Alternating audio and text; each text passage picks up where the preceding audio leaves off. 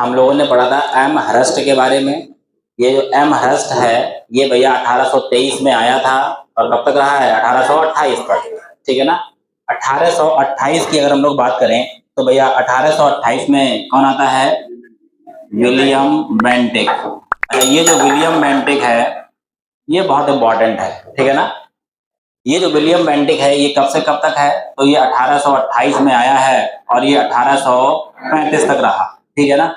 सबसे पहले तो बात की जाए कि इसका जो समय है ये शांति और सुधारों का समय है, शांति और सुधारों का समय है, ठीक है ना। यानी कि इसने भारत में कई सारे सुधार किए हैं, ठीक है ना। सामाजिक सुधार कह सकते हो, राजनैतिक सुधार कह सकते हो, जो इसने करने का प्रयास किया। इसने किसी से फालतू में लड़ाई झगड़ा कुछ भी किया नहीं है। दूसरा भाई साहब, दूसरा अगर हम लोग बात करें, ये जो विलियम बेंटिक है, थोड़ा इसका बैकग्राउंड समझते हैं पहले तो। ये जो विलियम बेंटिक है ये 1803 में, बात समझना, 1803 में यह मद्रास का गवर्नर बना है। कहाँ का, मद्रास का गवर्नर बना। और मद्रास का जब ये गवर्नर था उसी समय 1806 में हुआ था वेल्लोर सिपाही विद्रोह। अच्छा, इस वेल्लोर सिपाही विद्रोह के बारे में बताया था। वेल्लोर तमिलनाडु में है, पलार नदी के किनारे है, और यहाँ पर एक नया कानून लाया गया था जिसके तहत ये कहा गया था कि जो टीका लगाने की बातें नहीं लगा सकते, कान में कुंडल नहीं पहन सकते, दाढ़ी नहीं बढ़ा सकते, धार्मिक भगवा या हरा कपड़ा धारण नहीं कर सकते। इसको लेके सैनिकों ने वेल्लोर किले पर अधिकार कर लिया था। और ये सिपाही विद्रोह जॉर्ज बार्लो के समय हुआ। इस समय बंगाल का गवर्नर जनरल कौन था, जॉर्ज बार्लो। और इस समय मद्रास का गवर्नर कौन है, विलियम बेंटिक। और ये जॉर्ज बार्लो के समय हुआ था। इस विद्रोह को क्या कर दिया गया था, दबा दिया गया था, ठीक है ना। इसके बाद भैया, इसके बाद आता है, इसी के समय आया 1833 का चार्टर। क्या आया भाई साहब, 1833 का चार्टर। ये जो 1833 का चार्टर था इसमें एक प्रमुख बात आई कि जो बंगाल का गवर्नर जनरल था, ठीक है ना, इस पद को क्या कर दिया गया, संपूर्ण भारत का गवर्नर जनरल बना दिया गया। तो बंगाल का अंतिम गवर्नर, अगर बंगाल के अंतिम गवर्नर की बात की जाए तो भैया कौन है, विलियम बेंटिक। बहुत ज्यादा पेपर में आता है स्टैटिक जी के, ठीक है ना। और फिर दूसरा प्रश्न क्या है, संपूर्ण भारत का पहला गवर्नर जनरल। तो संपूर्ण भारत का भी पहला गवर्नर जनरल कौन है, विलियम बेंटिक। दूसरा प्रश्न क्या बन रहा है, विलियम बेंटिक बंगाल का अंतिम गवर्नर जनरल रहा। ये कब से कब तक रहा, 1828 से 1833 तक। ये क्या रहा है, बंगाल का अंतिम गवर्नर जनरल। फिर ये क्या बना, संपूर्ण भारत का पहला गवर्नर जनरल। तो ये संपूर्ण भारत का पहला गवर्नर जनरल बना 1833 में, और कब तक रहा है, 35 तक रहा। कब तक रहा, 1835 तक रहा। इसमें कोई समस्या, कोई समस्या नहीं। इसके बाद भैया, इसके बाद ये जो व्यक्ति है विलियम बेंटिक, इसने अपने क्षेत्र में लोगों को अफीम की जो खेती थी, ठीक है ना, अफीम की खेती करने के लिए क्या किया है, प्रोत्साहित किया है कि भाई सब बढ़िया से अफीम की खेती करो, इसमें क्या होगा, बढ़िया फायदा होगा। तो ये करवाने वाला कौन है, ठीक है ना। अच्छा, इस विलियम बेंटिक ने प्रयागराज में एक बोर्ड ऑफ रेवेन्यू की स्थापना करवाई। बोर्ड ऑफ रेवेन्यू का मतलब था कि टैक्स कैसे वसूला जाएगा, ठीक है ना, कितना वसूला जाएगा, इसकी जानकारी के लिए, इसके लिए क्या बनाया गया, एक बोर्ड बनाया गया। तो इस बोर्ड का नाम क्या रखा गया, बोर्ड ऑफ रेवेन्यू रखा गया। क्या रखा गया, बोर्ड ऑफ रेवेन्यू रखा गया। अच्छा, इसके बाद भैया, अभी जो अदालती भाषा थी वो फारसी थी और अंग्रेजी थी, ठीक है ना। तो इस व्यक्ति ने जो फारसी भाषा थी इसके स्थान पर कह सकते हैं कि उर्दू जो भाषा है उसे भी अदालती भाषा बनाया। क्या बनाया है, अदालती भाषा बनाया। अगर आपने देखे होंगे आपके घर में बाबा पापा पुराने किसी का अगर कोई कागज रहा हो अदालत का, हाई कोर्ट का, वो कागज किस भाषा में होते थे, उर्दू भाषा में होते थे। आज किस भाषा में होते हैं, अंग्रेजी भाषा में होते हैं, और काय में होते हैं, हिंदी में। बात बाकी अगर जिस किसी राज्य का है तो लोकल लैंग्वेज में भी हो सकता है, ठीक है ना।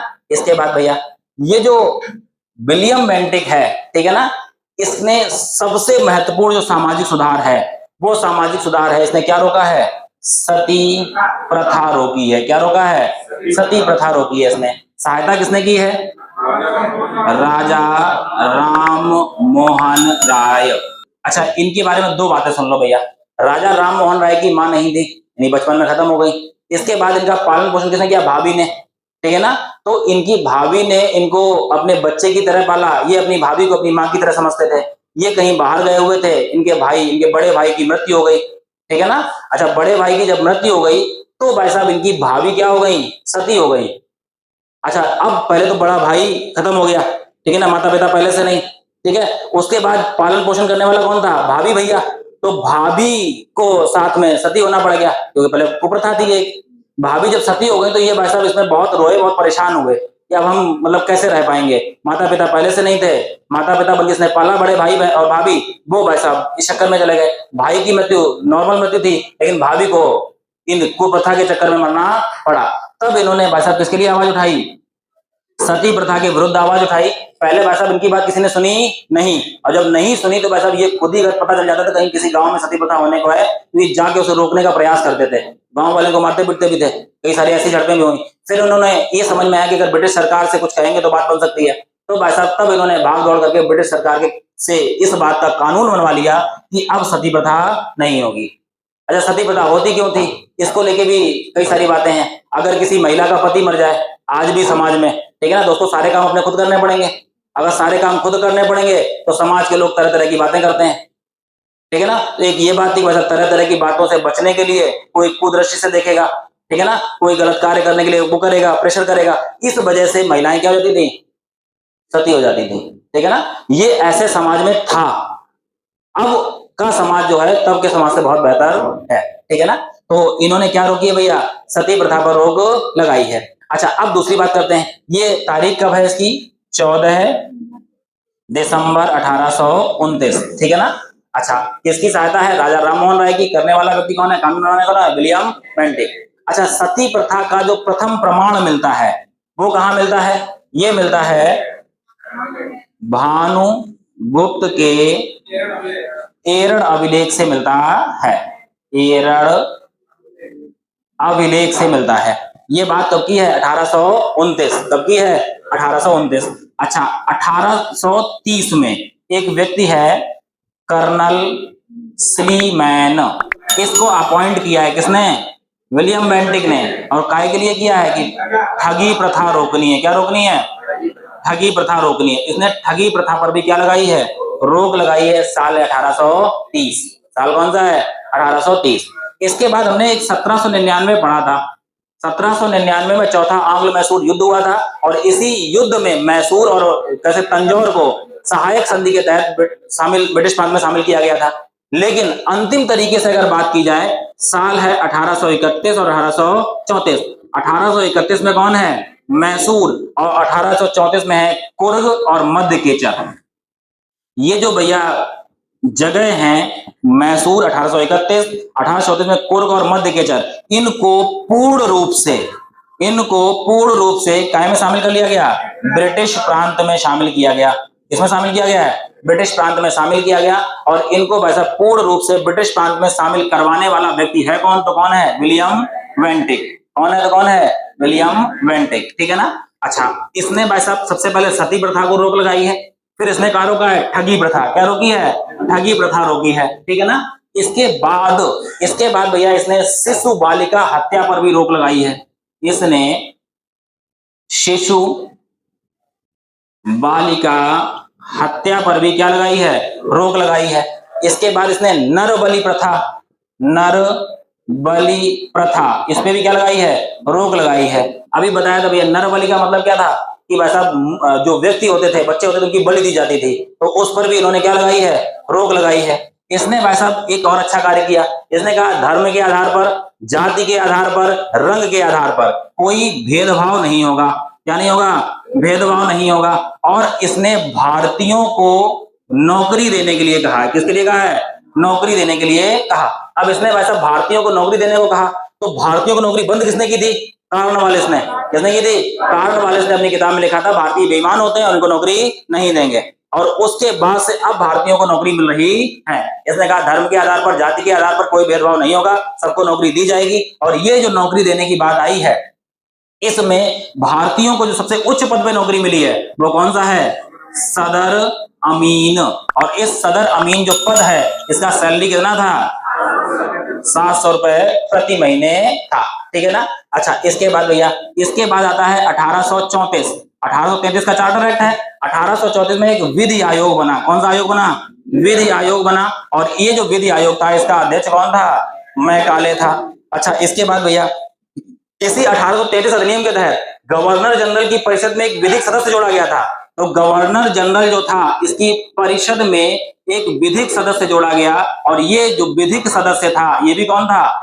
मैकाले था। ये भी कौन था? मैकाले था, ठीक है ना। यही मैकाले 1835 में कौन सी शिक्षा लेके आया है? अंग्रेजी शिक्षा लेके आया है कि भाई साहब कैसे ना कैसे करके भारतीयों को इतना पढ़ा लिखा दो कि ये क्या करने लग जाए कि भाई साहब अंग्रेजी थोड़ा बहुत बोलने लगे, जिससे जो अपना चतुर्थ श्रेणी का कार्य है वो किसे करवा लें? भारतीय से करवा लें। इसके लिए जो लेबर हैं या और जो लोग हैं जो ब्रिटेन से आते थे उनको हायर नहीं करना पड़ेगा, उतना सैलरी देना नहीं पड़ेगा, ठीक है ना। अच्छा, इसके बाद भैया ये क्या लेके आया? अंग्रेजी शिक्षा। विधि आयोग, इसका भी अध्यक्ष कौन है? मैकाले, ठीक है। इसके बाद भैया ये जो विलियम बेंटिक है इसने आगरा और उसके आसपास क्या बनवाई है? सड़कें बनवाई। क्या बनवाई है? नहरों का निर्माण करवाया, जीर्णोद्धार करवाया। एक है बंबई आगरा मार्ग, बंबई आगरा मार्ग, ठीक है ना। इसके बाद एक है कलकत्ता दिल्ली मार्ग, इनमें प्रमुख हैं, ठीक है ना। कौन है ये? विलियम बेंटिक, ठीक है ना। इसके बाद भैया इसने बाल विवाह निरोध अधिनियम पारित करवाया है। ये भैया पारित कब हुआ है? 28 सितंबर 1829। इसी को शारदा एक्ट कहा गया। क्या बोला गया? शारदा एक्ट। इसमें एज आती है, इसमें भाई साहब महिलाओं के लिए कितनी एज रखी गई है?